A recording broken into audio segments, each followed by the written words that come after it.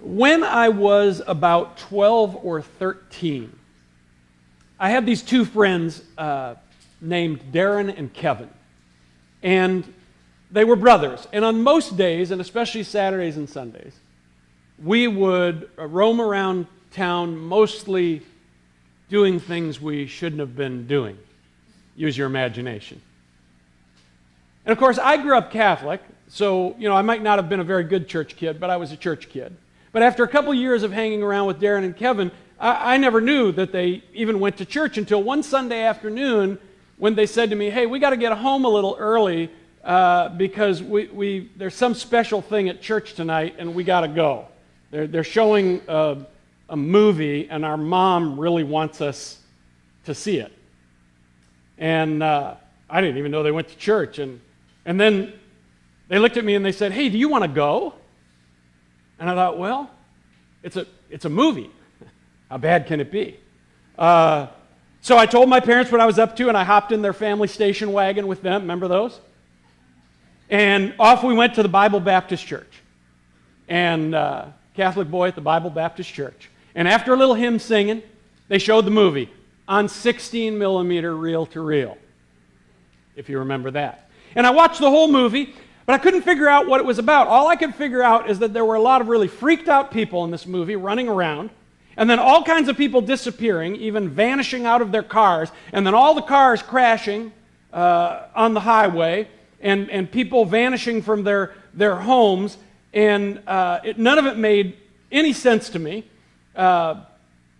And after we were walking out of the church, my friend Kevin said to me, "So what did you think?" And I said, "I don't know, pretty weird." And he said to me, and this was his church, "Yeah, pretty weird."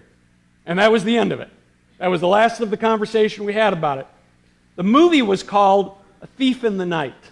Some of you might be old enough and been in the kind of churches where you even heard of that. But I didn't know that that was a phrase from the Bible, talking about the return of Jesus. And as Catholics, we didn't talk about ideas like the rapture.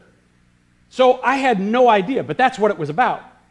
And the message of the movie was, you better get your act together with God, because one of these days the Christians are all going to start disappearing, and then all hell's going to break loose on earth. And of course, even after seeing the movie, I didn't get that. I just walked out of it thinking, well, those Baptists are kind of into weird movies. I'm starting a new series today about the book of Revelation called The Lamb, the Beast, and the Garden. Now, I'm not going to preach through the whole book of Revelation verse by verse, because I know that would not be everyone's cup of tea, and it would also take us until next October. What I'm going to do is explore some of the big, and I would say the profound themes that are in it, and try to teach you what it is. And I hope you're going to find it pretty interesting. People have literally been asking me to preach on the book of Revelation since we started this church, which is almost 3 decades. And I haven't done it. So why have I decided to do it now? Well, first let me tell you why I resisted preaching on it for all of those years.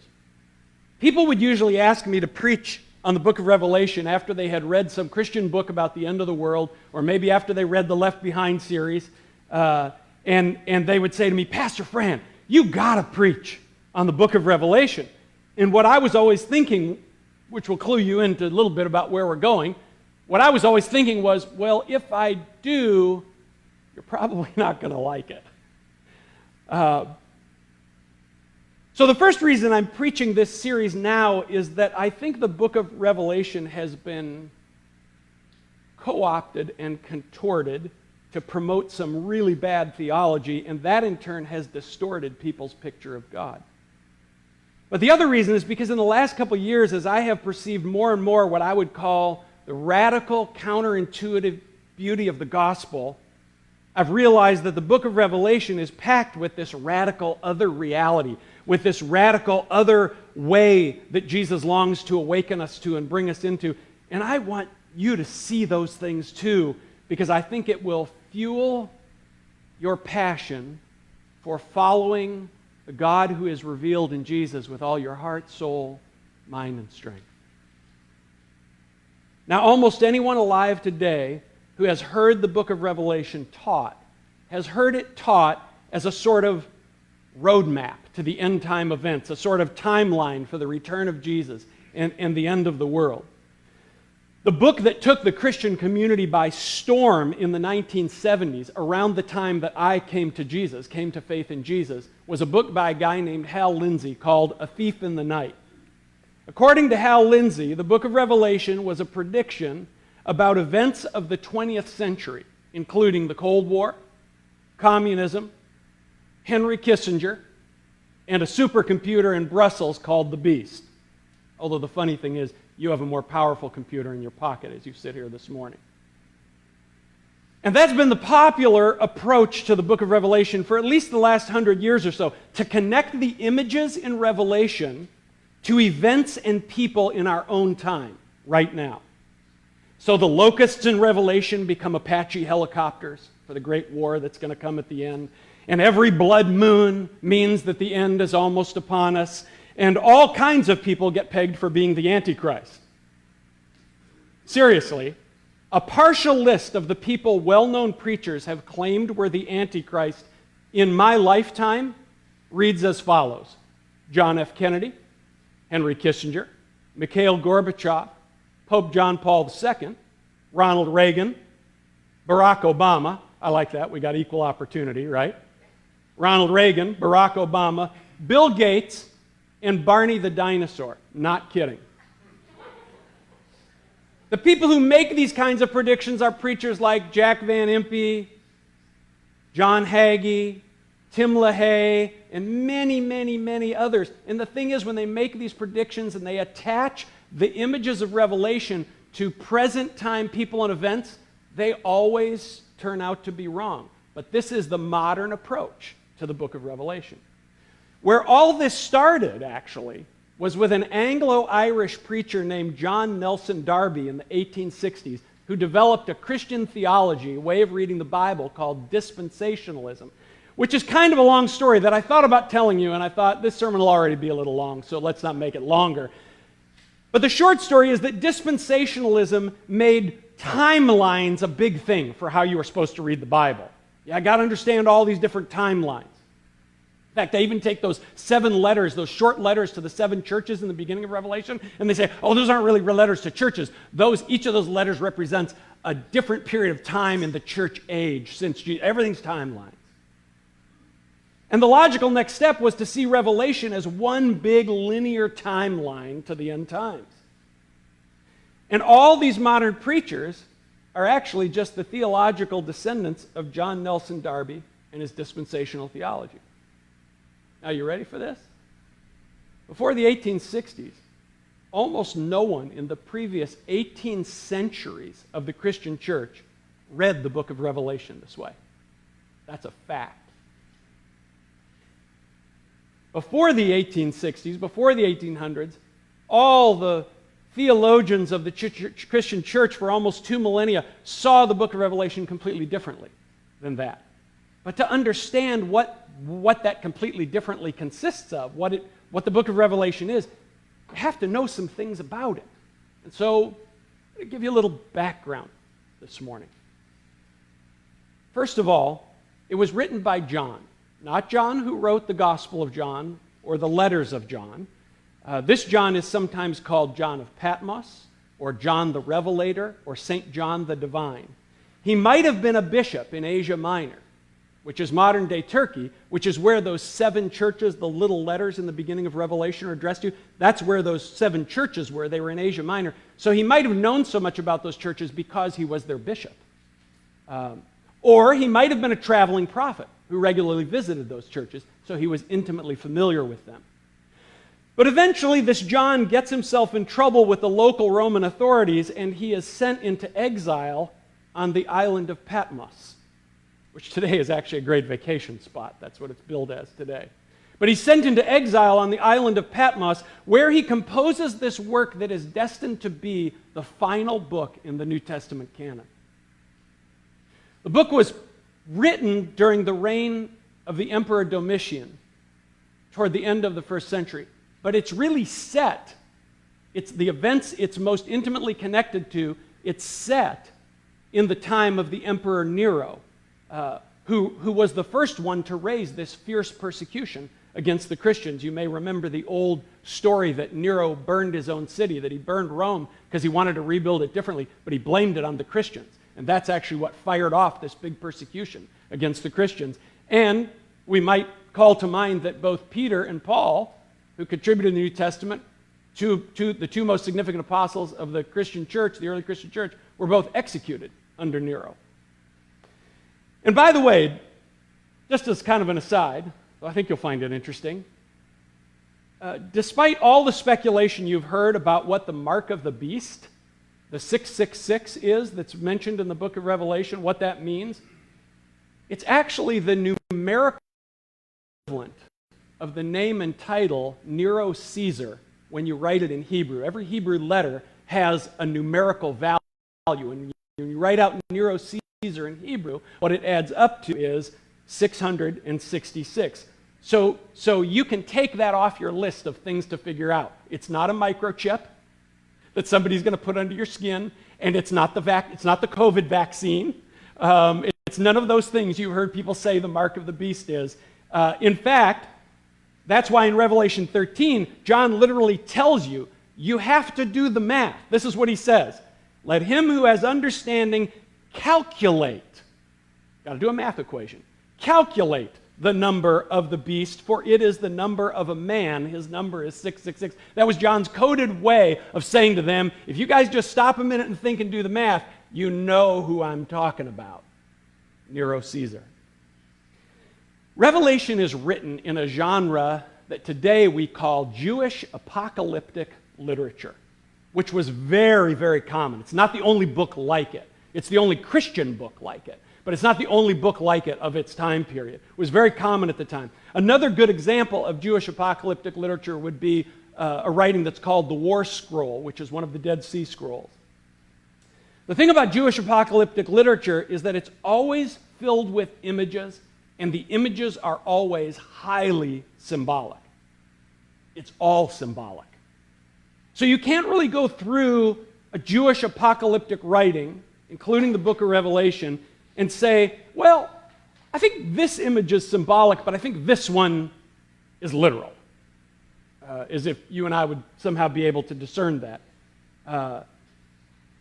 For example, Jesus is pictured in the book of Revelation as a little lamb with 7 eyes and 7 horns and a slit throat, but alive.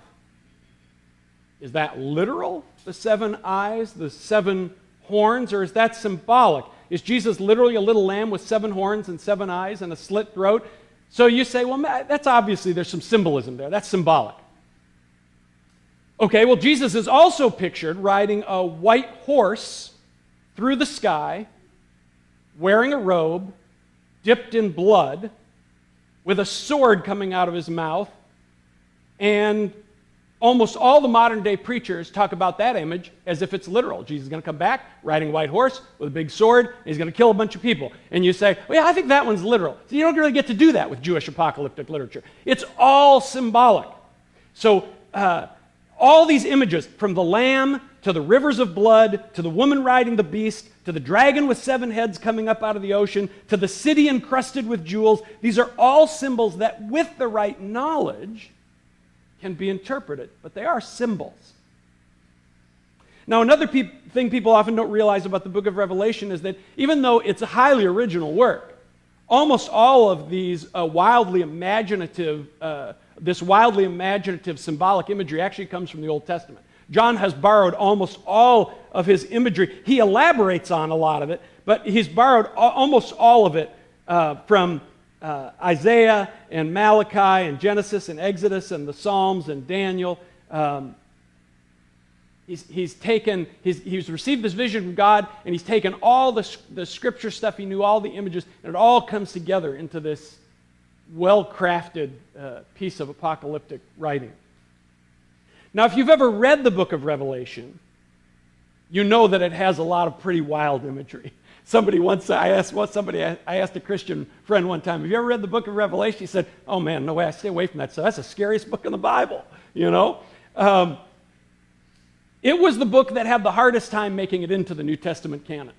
You know, there were several councils held in the early centuries of the church to finalize which books would be part of the New Testament, and a lot of the early church fathers were like, I'm not so sure that we should put that one in there. In fact, today in the Orthodox Church, if you're familiar at all with that stream of churches, that tradition, in the Orthodox Church, they consider it part of their Bible, but it's the one book they won't read in their public worship services because they think it's just too confusing. It's too out there. So they just, you know, because in the liturgical churches, Catholic, Orthodox, etc., they read through Scripture. They have weekly readings and they read through Scripture. But in the Orthodox Church, when they get to the book of Revelation, they go, no, back to Genesis. The book so frustrated Martin Luther that he wanted to get rid of it. I mean, he kind of thought like, hey, as long as we're having a Reformation, let's reform some other stuff and this is literally what he said. He said, the Holy Spirit did not create the book of Revelation, and I can in no way detect Christ in it, which is a little over the top because it talks about Christ over and over. And so he said, I don't think it should be in the Bible until he decided to use it to prove that the Pope was the Antichrist, and then the Pope responded and decided to use the book of Revelation to prove that Martin Luther was the Antichrist. The question is, what is it all about?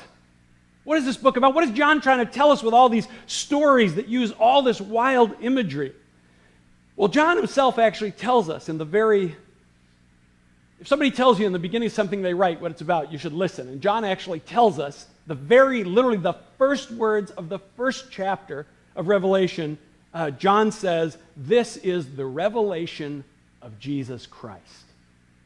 He doesn't say this is a revelation, think how crazy it would be for John to write this book for people 2,000 years ago and say, I want to encourage you with all this imagery that doesn't have anything to do with the life you're living, but it's going to mean a lot to some people 2,000 years from now and all the events that they're living through.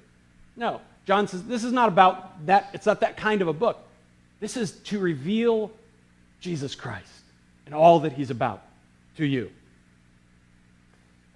Now this book was written in an extremely tumultuous time in the first century. There were wars and famines and the burning of Rome. And then in 70 AD, just a few years after Rome burned, the entire destruction of Jerusalem.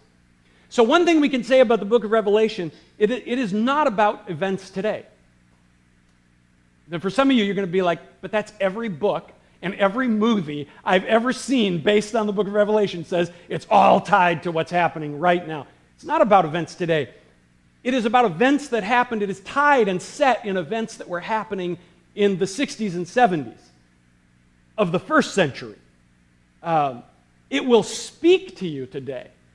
That's why ultimately the church fathers put it in the New Testament. It will speak profoundly to us today, but it is not about the events of today. In one sense, you can understand Revelation as an elaborate political cartoon. So take this cartoon up here. With all this worry about a government shutdown lately, here we have an elephant and a donkey calling each other names and blaming each other for the potential shutdown, right? If you've been following the news. Everyone gets that. Everyone here, I would think, looks at that political cartoon and immediately says, I know there's imagery there, isn't there? Right? The elephant and the donkey aren't actually explained. But you look at it and you go, I know exactly what that's about, right? Everyone understands that cartoon is about the blame game between Republicans and Democrats. Well, imagine if you lived 2,000 years from now and you didn't know anything about American politics. You didn't live in America, you didn't know anything about American politics, and maybe you didn't speak English, and I showed you this cartoon. And I said, now tell me what this means. What do you think the odds are that you would get it right? No way. It's not going to happen. That's part of the challenge of the book of Revelation, is that it is filled with symbols that have their meaning not set in the 20th or 21st century, but in the Greco-Roman world of the first century. So in a sense, we're trying to read, because the book of Revelation is actually very political, We're trying to read a political cartoon from 2,000 years ago that uses all these images that are not part of any of our image language today. The beast in Revelation, the false prophet, and the harlot, these are all images connected to Caesar and Rome under the control of the dragon, who is Satan. For example, there's that image in Revelation 17 of the harlot riding on the back of the beast, if you've ever read the book. She's drunk, and she's a prostitute, and she's riding on the back of this beast. What John is actually doing in that passage is he's taking the goddess Roma, who is the deification and the personification of all the glory of Rome. And she's usually pictured in this stately, dignified way, right? He's taking the goddess Roma and he's picturing her as a drunken prostitute riding on the back of the beast of empire. It would be very similar as if today someone depicted the Statue of Liberty not as a stately image of her holding her lamp beside the golden door, but if someone pictured for you or drew a picture for you of the Statue of Liberty as a drunken prostitute, you would be like, oh my God, are you serious? Are you kidding? And no wonder John ends up in political exile. You beginning to see that? No wonder he ends up in political exile. He's paying. Now keep in mind, by the time John writes Revelation, he's been preaching this stuff, at least in these 7 churches that he's either the bishop over or he's a traveling prophet to. He's been preaching this stuff, and when it gets back to the local Roman authorities, that John is talking about Roma, the goddess, the dignified personification of the glory and power and splendor of Rome, as a drunken prostitute, well, we're going to have to do something about you.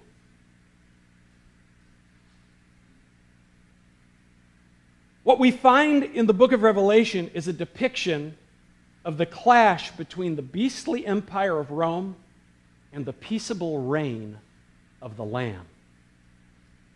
We're seeing a battle between what is going to shape the world. Is it going to be the Pax Romana, the peace of Rome, which is false and only preserved through violent power, or is it going to be the Pax Christi, the peace of Christ? Now, in contrast with the claims of power and of the power and the glory of the empire, Revelation is a prophetic portrayal of the ultimate triumph of Christ.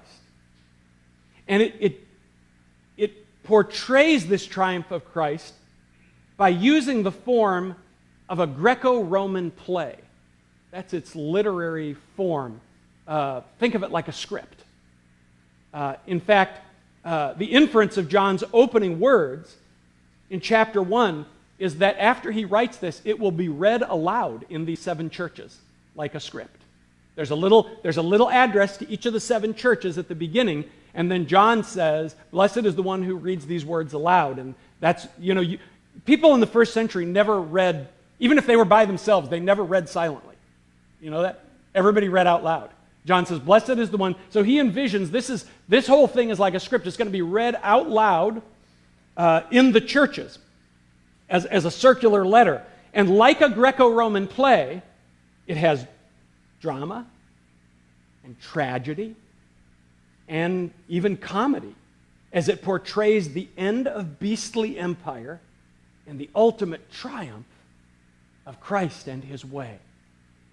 So, for example, in chapter 4, we find John, the author, getting a tour of heaven from one of the 24 elders, these guys that are a recurring appearance in the book of Revelation. We find John getting a tour of heaven from one of the 24 elders, and as John is getting this tour, we see God sitting upon the throne, and he's holding a scroll.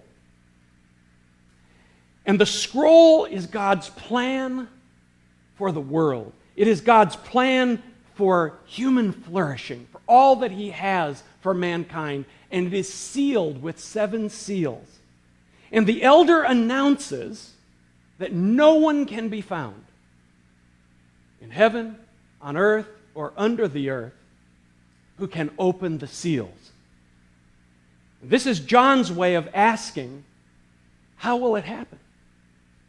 How will everything that is in God's scroll, everything He intends for the earth, and most of all, everything He intends for us as human beings, how will it be opened? How, no one can be found to do this who can unroll the scroll and unfold the plan. And at this news that no one can be found to do this, John begins to weep bitterly. Because what could be more depressing than the idea that nothing can ever change and everything in the world will have to go on the way it is forever?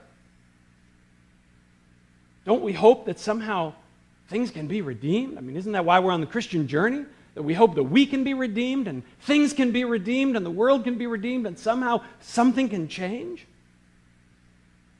Nobody can be found to open the scroll of God's plans for the earth and humanity. So John begins to weep. And at this point, the elder says to him, "Do not weep.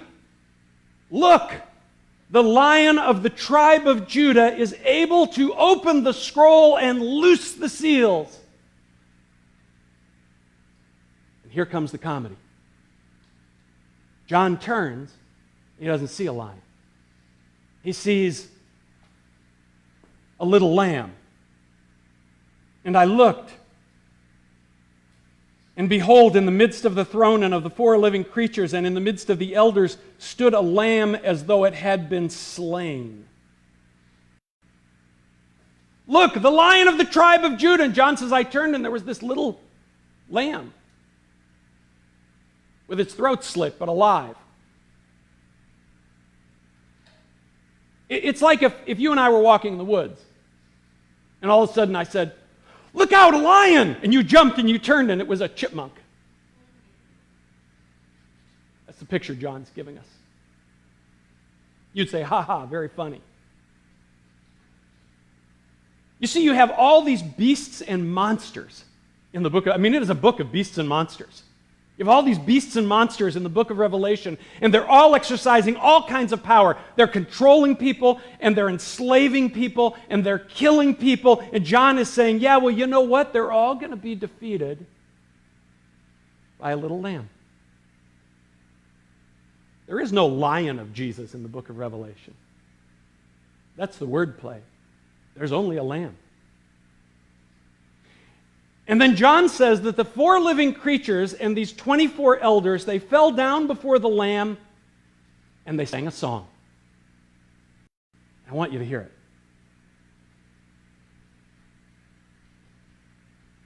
The four living creatures and the 24 elders, Revelation 5:7, 5:8, fell down before the Lamb and they sang a new song, saying, You are worthy to take the scroll and to open its seals, for you were killed and have redeemed us to God by your blood.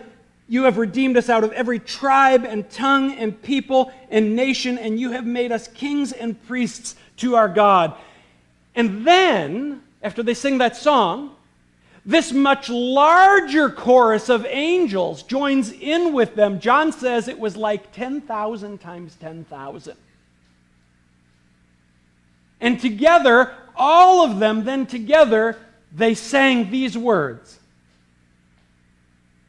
Worthy is the Lamb who was killed to have ascribed to him power and riches and wisdom and strength and honor and glory and blessing. And then John says that, quote, every creature in heaven and on earth and under the earth and all the creatures of the sea joined the living creatures and the 24 elders and the 10,000 times 10,000 angels, and now every creature on the earth and under the earth and in the sea, all of creation joined together, and they said, blessing and honor and glory and power be ascribed to him who sits on the throne and to the Lamb forever and ever. Now, what you have to try to see here is that John and everyone in the whole known world of that time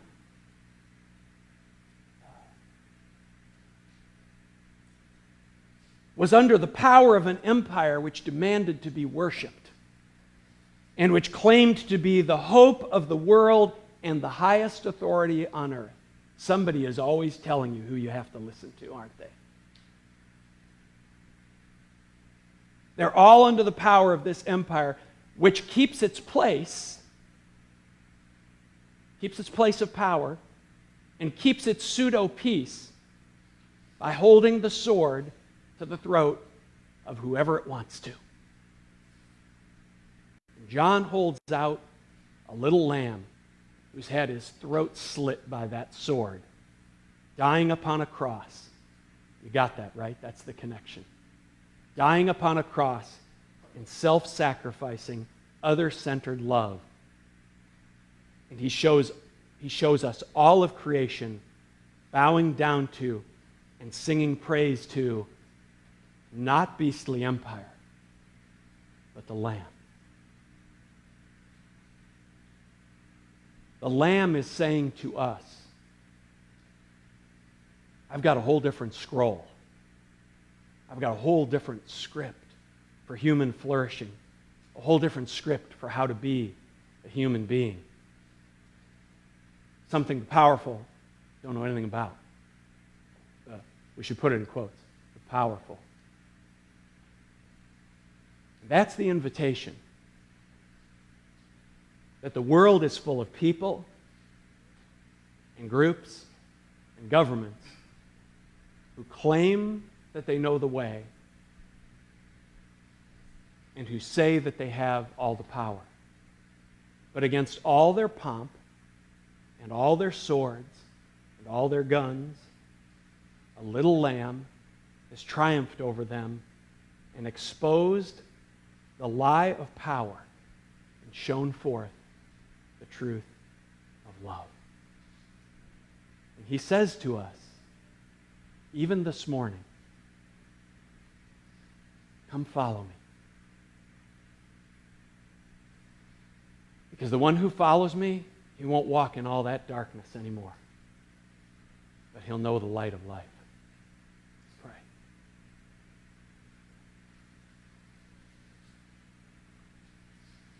An amazing thing to me, Lord,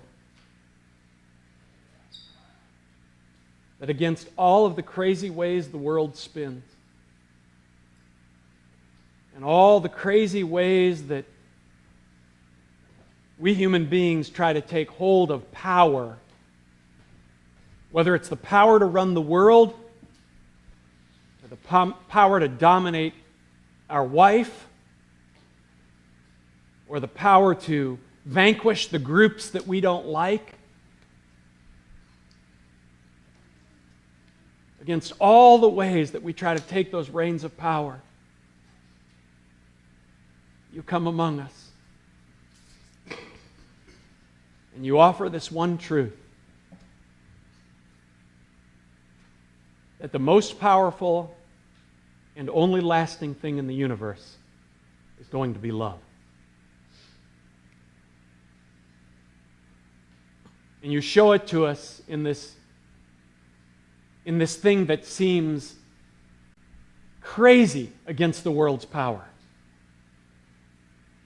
This little lamb, you in the form of one of us, a little human being, nailed to a cross. But then you tell us that for the one who has eyes to see, they're going to realize that that changes everything.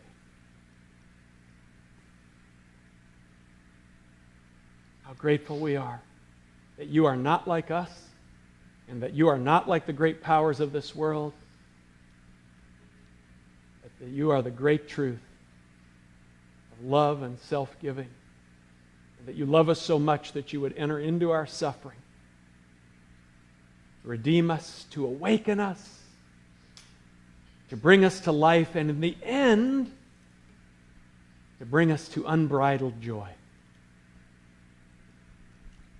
We bless your name.